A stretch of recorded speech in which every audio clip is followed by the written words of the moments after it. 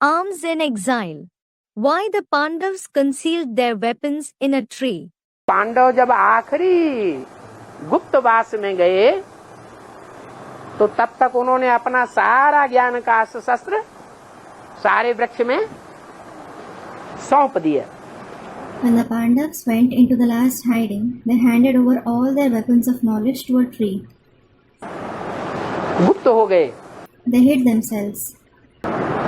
जब गुप्त हुए When they hid themselves, तो उस समय पांडव तो गुप्त हो गए। कौरवों ने क्या समझा?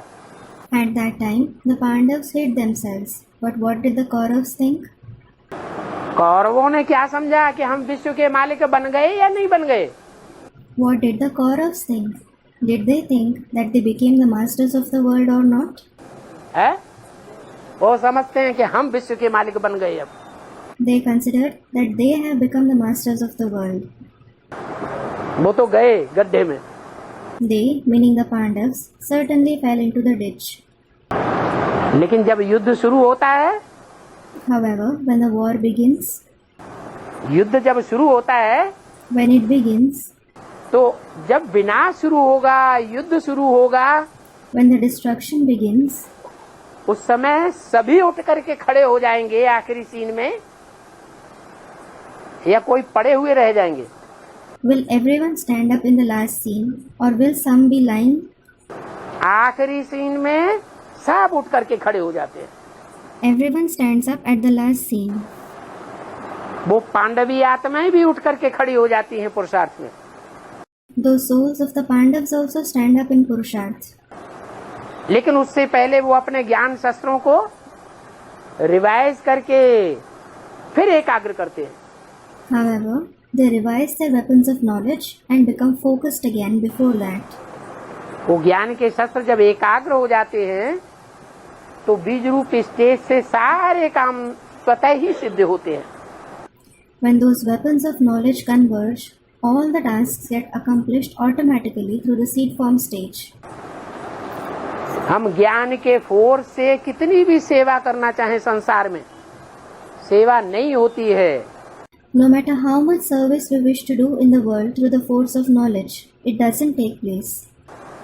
लेकिन जब हम स्वस्थिति में स्थित हो जाएं, अव्यक्त स्टेज में स्थित हो जाएं, However, when we stabilize in the stage of the self, in the avyakta stage, तो सारे कार्य बाप दादा हमसे कराते हैं, हमें सोचने की दरकार नहीं रहती है। Bap Dada makes us perform all the tasks. We needn't think anything. तो ये है ज्ञान को सार में समाना और ज्ञान को विस्तार में ले जाना। So, this is to have the knowledge merged in essence and to take it in the expanse. विस्तार में ले जाने से दुनिया का कल्याण होगा। When it is taken into expanse, the world will be benefited. जितना हम दूसरों की सेवा में लगे रहेंगे तो दुनिया वालों का असर हमारे ऊपर पड़ेगा या नहीं पड़ेगा?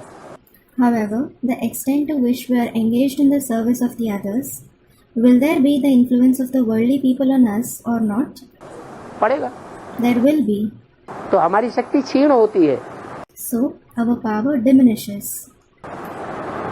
फिर जितना हम आत्मिक स्टेज में स्थिर हो जाएंगे, उस आत्मिक स्टेज में स्थिर होना माना सारे ज्ञान के अस्त्र शस्त्रों की एकाग्रता हो जाना।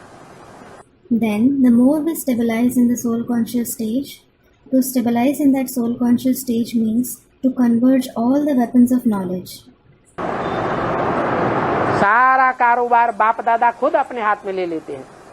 Bap Dada himself takes up the entire responsibility in his hand.